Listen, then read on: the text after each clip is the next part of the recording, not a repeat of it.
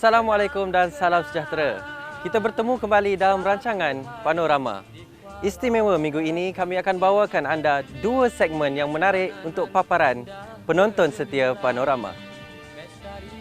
Sebut saja Datuk Lat, pasti ramai yang terbayang karya seni yang dihasilkan seperti Kampung Boy, Town Boy, Scenes of Malaysian Life dan pelbagai lagi karya seni yang menempatkan Malaysia di pentas antarabangsa. Bersama saya, pengacara anda Eddie Roslan akan membawa anda bertemu dengan Datuk Lat di Galeri Rumah Lat.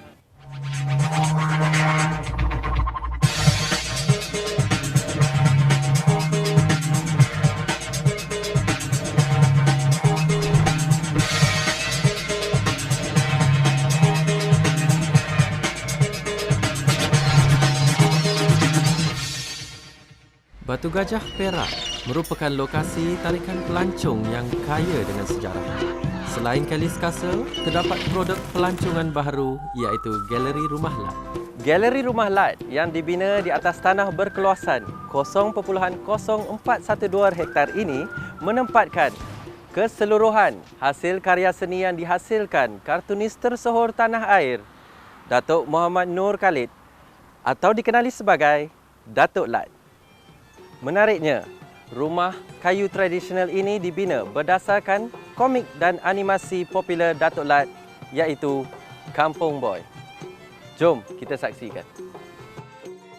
Assalamualaikum Datuk. Waalaikumsalam. Selamat datang. Baik. Datuk, saya nak tanya, boleh tak Datuk ceritakan sikit tentang pembukaan galeri Datuk Lat ni macam mana? Ya. Galeri ni Galeri Rumah Lat Batu Gajah Perak. Dibuka pada 8 hari bulan Julai 2023. Majlis berjalan dengan lancar. Dibuka oleh Paduka Seri Sultan Perak. Idea ni sebenarnya datang begitu saja bukan saja daripada peminat kartun, tapi juga kurang ramai daripada kawan-kawan. Dan akhirnya daripada kerajaan negeri Perak sendiri. Sumbangan dan penglibatan Datuk Lat 72 tahun dalam dunia kartun tanah air sememangnya terserlah, serta berjaya mengangkat dirinya sebagai tokoh kartunis yang bersifat jenius serta memiliki identiti yang unggul. Lakaran bersahaja melalui garapan pengalaman telah meletakkan karya-karya seniman ini di kelas tersendiri. Sultan Perak Sultan Nazrin Muizzuddin Shah berkenan mengumumkan gelaran Seniman Diraja kepada kartunis tersohor tanah air, Datuk Lat. Gelaran itu sebagai mengiktiraf peranan dan sumbangan besar Lat yang memperkenalkan Malaysia di pentas antarabangsa serta mengharumkan nama negara. Bagi mengenang jasa Datuk Lat, Galeri Rumah Lat telah dibina di atas tanah yang dahulunya merupakan bekas tapak perlombongan lama. Lembaga Muzium Negeri Perak adalah institusi ataupun badan yang menguruskan Galeri Rumah Lat di Batu Gajah ini. Dan lembaga muzium pertama sekali sebelum dibuka Galeri Rumah Lat ni untuk pengunjung pada orang awam, kitalah yang menyusun bahan-bahan pameran bersama-sama dengan Datuk Lat sendiri. Jadi kita susun apa yang dihasratkan oleh Datuk Lat untuk dipamerkan kepada para peminat dan juga para pengunjung lah. Kemudian juga lembaga muzium selain pada menguruskan koleksi ataupun bahan pameran ataupun artifak yang ada di dalam Galeri Rumah Lat ni, kami juga menguruskan dari segi pengoperasian staf lah, kaki tangan, dari segi pencuciannya, kemaskininya, dari segi keselamatannya. Jadi itu kita tengok jugalah.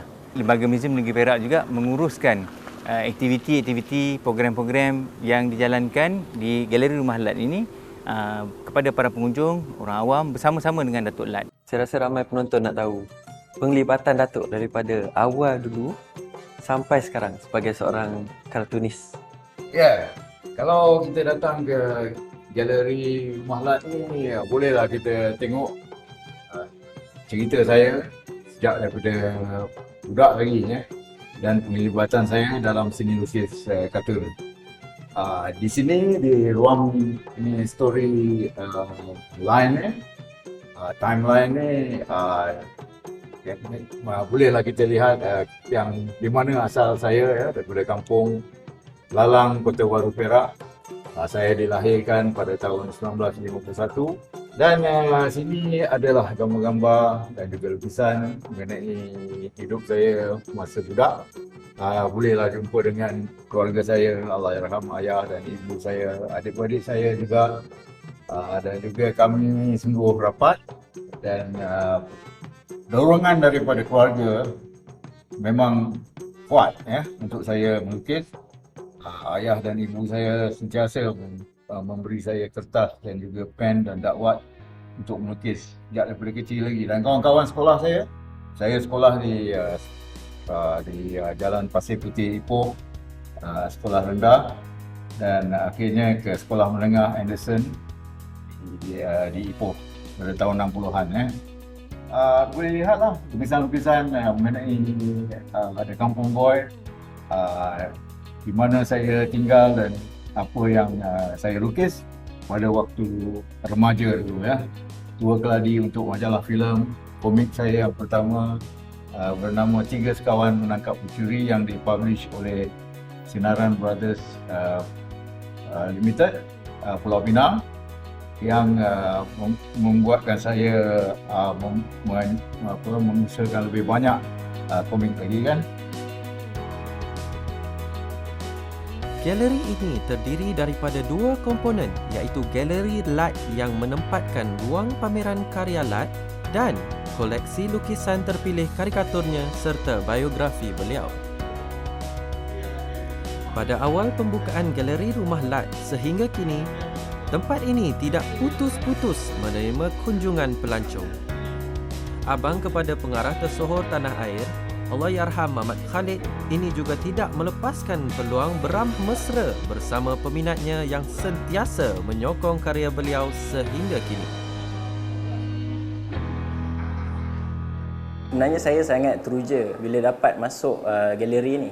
Bila dapat tahu bahawa Dato' Lat akan buat satu galeri, sebenarnya saya sangat teruja. Selalu ikut perkembangan galeri ini bila akan siap. Dan bila saya tengok hari ini, ramai yang datang, menunjukkan ada sambutan yang sangat meriah, dan saya lihat benda ni adalah satu representasi untuk kami masyarakat Melayu, terutamanya daripada Perak, sebab Dato' Lat ni sangat rapat dengan maksudnya masyarakat di sekitar Perak dan juga pelbagai bangsa yang ada dalam karya-karya beliau.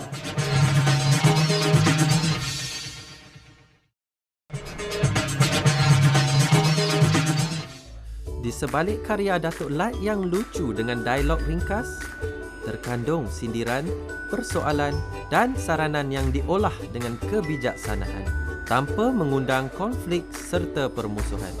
Mesej dibawa beliau melalui karya-karyanya adalah watak mengenai masyarakat di Malaysia yang terdiri daripada pelbagai latar belakang. Ramai generasi kini yang tidak mengetahui tentang sejarah kartun di Malaysia. Namun, setelah melihat seni yang dihasilkan oleh Dato' Lat dari tahun 1962, saya yakin pasti ramai yang akan teruja melihat seni lukisan karikatur daripada kartunis Dato' Lat. Galeri ini dibina bagi mengenang jasa Dato' Lat dan memastikan segala karya yang dihasilkan oleh beliau disimpan serta dijadikan tatapan khalayak ramai.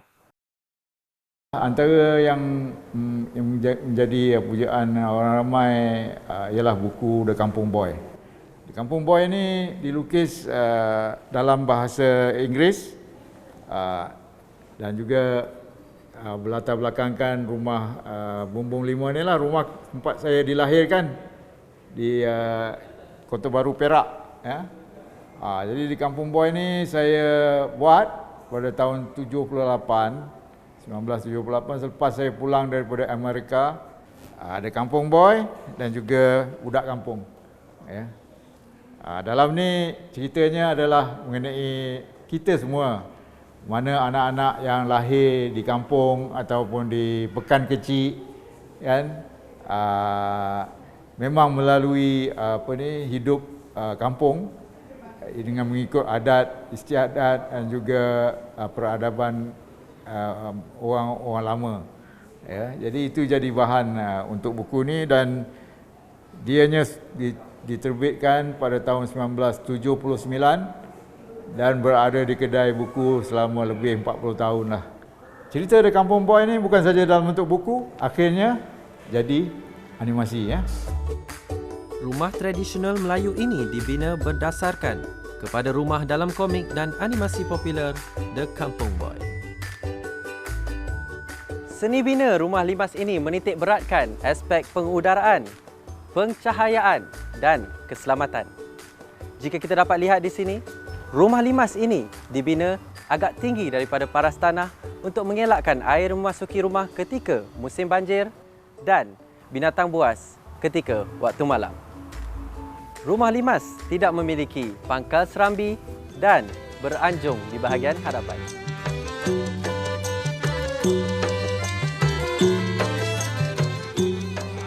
I'm really excited today kerana macam sudah masuk ke dalam kartun Lat sendiri di sini. Sangat-sangat happy sini. Ya. Oh, macam excitement jumpa hero saya lah. Kerana ini adalah betul-betul tokoh di Malaysia. Dia tokoh bukan kerana lukisannya yang cantik saja, tapi kerana dia macam dia capture warisan negara kita, budaya negara kita dan kesemua masyarakat. So inilah pengalaman yang sangat special hari ini lah. Perasaan dia sangat nostalgic sebab zaman kecil saya selalu tengok majalah dia, kemudian saya tengok kat newspaper. So adalah perkara-perkara kecil yang kami tengok sekarang telah diperbesarkan dalam bentuk yang nyata. Saya memang sangat gembira dan bersama anak saya yang waktu dia kecil dia tak tengok kan, sekarang saya tunjukkan pada dia ini yang sebenar. So dia sangat gembira juga. Inilah dia bahagian anjung rumah kami. Rumah bumbung 5 ni dia mesti ada anjung sebab dia cantik. Ya. Ya, dan juga di sini di rumah Lat ni kita boleh lihatlah perabot yang memang daripada asalnya memang daripada keluarga kami lah. Ini bahagian ibu rumah dan di sinilah anak-anak tidur. Masa saya budak tu, saya dengan adik saya Abdul Rahman tidur dalam satu kelambu, Maimunah dengan Sophia satu lagi kelambu. Kami tidur di atas lantai lah, ada tilam, ada tikar. Dan ini bilik ibu bapa. Bilik ibu bapa ni ada katil dan juga semua ni adalah pusaka ya. Katil-katil dan juga almari dan juga meja solid itu semua daripada datuk nenek dulu. Selain menerima anugerah Doktor Kehormat dalam bidang antropologi dan sosiologi dari Universiti Kebangsaan Malaysia, Datuk Lat turut mendapat anugerah dan pengiktirafan di dalam serta luar negara. Pencapaian ini turut dipamerkan di sini. Setelah terdirinya Galeri Rumah Lat ni yang mempamerkan lukisan-lukisan kartun saya, lukisan-lukisan komik saya nampak ramai orang datang ya. Sambutan sungguh baik dan saya harap akan berterusan lah. Tapi yang menarik bagi mereka kebanyakannya ialah rumah kampung ni. Rumah asal kita ya. Rumah bumbung 5 ni. Macam mana peninggalan datuk nenek kita ya. Ramai orang suka naik atas rumah ni dan merasa macam mana orang dulu duduk. Saya harap satu hari nanti kita akan pamerkan lukisan-lukisan pelukis lain yang ramai ya di Malaysia ni. Rakan-rakan saya dan juga pelukis-pelukis baru yang sungguh berkebolehan.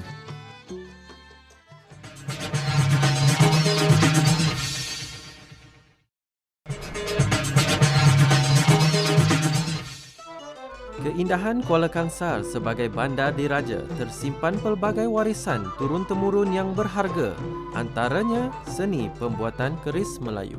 Panorama akan membawa anda ke Kampung Padang Cangkat, Bukit Candan, Perak. saya akan bertemu dengan seorang individu yang hebat dan cekal serta mahir dalam pembuatan keris dengan menggunakan kaedah tradisional. Beliau merupakan cicit kepada pelopor pertukangan keris keluarga dan juga merupakan generasi yang keempat. Saksikan. Lokasi Kampung Cangkat sering menjadi tarikan ramai kerana terdapat seorang tokoh pandai besi iaitu Abdul Mazin Abdul Jamil atau lebih dikenali sebagai Pak Mazin. Penghasilan keris di sini bermula sejak zaman moyangnya yang digelar Tukang Mamat iaitu seorang tukang diraja. Pak Mazin merupakan generasi keluarga tukang mamat yang diamanahkan untuk membuat keris-keris tempahan daripada kalangan raja-raja, pembesar negara dan orang kenamaan, termasuk Seri Paduka Baginda yang di-Pertuan Agong. Beliau mula belajar ilmu pembuatan keris secara tradisional daripada ayahnya, Abdul Jamil Pandak Lam, sejak sekitar tahun 1960. Baik, Pak Mazin nak tanya, boleh tak terangkan ciri-ciri yang ada pada keris? Boleh. Ni saya akan terangkan cerita dalam ciri-ciri dalam keris ni. Kalau keris itu Melayu ni, itu pasal ni keris Melayu ni dia banyak sejarah dia dan cara pembuatan dia daripada besi dia. Pak Mazin dah cerita kan. Lepas tu daripada isi dalam besi keris yang jadi keris ni, dia namakan pamor. Dalam nama-nama bahagian-bahagian yang ni, belalai gajah, lambai gajah, macam ni kan. Tu ini kambing kacang, kepala cicak. Kalau kepala cicak ni kita tengok macam seekor cicak lah. Boleh nampak. Yang ni lah, kepala cicak, dia ekor cicak. Lepas tu dia punya parit, tulang keris, perut keris, pamor, lekuk dia 1, 2, 3, 4, 5, 6, 7 lekuk. Ni. Lepas tu ni aring dia, yang bahagian ni janggut dia, dagu dia lah. Ada 13 ciri-ciri saya. Rasa apa ni, seronok kan, dan rasa bangga. Sebabnya Pak Mazin buat Sultan Perak punya pun ada di kenang tu lah. Tengok siapa yang buat, Pak Mazin buat kan. Tapi buat Sultan Kedah punya, bila dah Sultan Kedah tengok, dia panggil Pak Mazin pergi ke di sana lah, ke sana Kedah. Dan berjumpa dengan dia. Dia minta ceritakan berkenaan dengan keris ini, cara membuat kerisnya. Setiap bangsa mempunyai senjata warisan sendiri. Keris satu-satunya senjata warisan bangsa Melayu dan kesenian ini perlu dijaga supaya tidak lenyap begitu sahaja.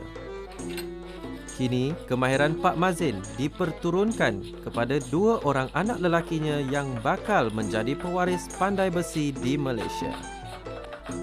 Syaiful Hazrin, anak Pak Mazin adalah salah seorang yang meneruskan legasi ini. Hasrat untuk menjadi seorang tentera diketepikan Pak Mazin dengan niat untuk tunaikan hasrat bapa melihat anaknya menyambung tugas sebagai pembuat keris di bengkel. Pak Mazin yang juga anak jati Kampung Cangkat Bukit Candan mula belajar membuat keris sejak kecil dan keris pertama yang beliau berjaya hasilkan adalah pada ketika berusia 12 tahun. Jadi, ini Pak Mazin nak buat keris. Ini besi dia lah. Besi ni dia ada 3 jenis besi yang berlainan. Yang pertama besi tawar, besi baja, besi melela. 3 besi. Dalam 3 besi pula ada 7 besi lagi perlu membuat keris. 7 besi itu 7 paku, pahat, payung, putin, pagar, pisau, simpen cebok. Besi dia. Itu guna dia untuk buat keris. Lepas itu saya akan gabungkan dia macam ni, diikat, susun macam ni. Ini saya dah susun dah lah. Dah susun. Dah siap susun macam ni, Pak Mazin akan masuk ke dalam dapur lah. Ni sekarang ni Pak Mazin ambil besi ni lah, yang dah siap ikat ni. Ya. Pak Mazin nak lebur lah. Ni cara melebur. Pengalaman mula-mula berminat ni, saya belajar buat keris ni daripada golok, daripada pisau. Dalam sekolah tu saya ikut saya punya ayah, kira macam gosok-gosok, bagi licin kan, sarung. Lepas tu saya minat buat golok dulu. Ayah saya cakap kalau nak belajar buat keris, buat golok dulu, buat benda yang daripada kecil dulu. Bila dah mahir buat benda kecil, buat macam pisau biasa, lepas tu baru boleh buat keris, ayah saya cakap macam tu. Kualiti keris yang dihasilkan bergantung kepada campuran besi dan lipatannya. 7 jenis besi dibakar, kemudian dilipat beberapa kali sehingga bercantum menjadi satu sebelum ditempa. Pada zaman dahulu, keris dianugerahkan kepada pembesar istana dan dijadikan pelengkap busana Melayu. Sejarah berkenaan dengan keris ni daripada zaman dulu, datang ke Semenanjung ni, dia dikatakan pakaian Melayu. Pakaian Melayu pada masa itu pada pembesar-pembesar dan juga raja, sultan melambangkan keris. Melambangkan keris ni adalah satu pakaian, kita pakai baju Melayu, pakai tengkolok, pakai songkok, diselit dengan keris baru cukup lengkap. Di situlah warisan Melayu. Setiap proses memerlukan kemahiran tinggi kerana teknik pembuatan keris sangat rumit. Cabaran proses keris ni, dia main api lah nak melebur besi tu. Nak susun besi, lepas tu nak bagi besi tu lekat. Cabaran dia, nak melekatkan besi tu, kalau ada yang kadang-kadang ada yang tak jadi. Ada yang hangus, itu ada yang pecah. Macam-macam lah cabaran dia. Setelah keris siap dibentuk, proses seterusnya adalah memupuk. Memupuk ini adalah di mana proses campuran belerang, garam halus dan cuka dicampur bersama dan dipupuk di atas keris ini. Keris yang siap dipupuk akan dibiarkan selama seminggu. Terdapat 3 jenis keris yang sering ditempah. Antaranya, keris lekuk, keris hukum dan keris anak alang. Menilai dia daripada besi tadi, dia lebur, tengok dia punya pamor lah. Pamor tu dia bukan buat sendiri, dia jadi semula jadi. Besi yang kita lebur tadi campur dia akan menjadi corak. Corak kalau yang baik dia pucuk rebung, kurai, isi petai, dia dan lain-lain macam sisik ikan, sisik ular, macam tu dia punya pamor dia, itu lebih baik lagi lah. Segmen Seni Keris Diraja ini mengakhiri episod kita pada minggu ini. Sekiranya anda mempunyai apa-apa soalan, bolehlah dikongsikan di laman sosial kami. Semoga kita berjumpa lagi pada minggu hadapan dengan paparan yang lebih interaktif dan menarik. Assalamualaikum dan terima kasih.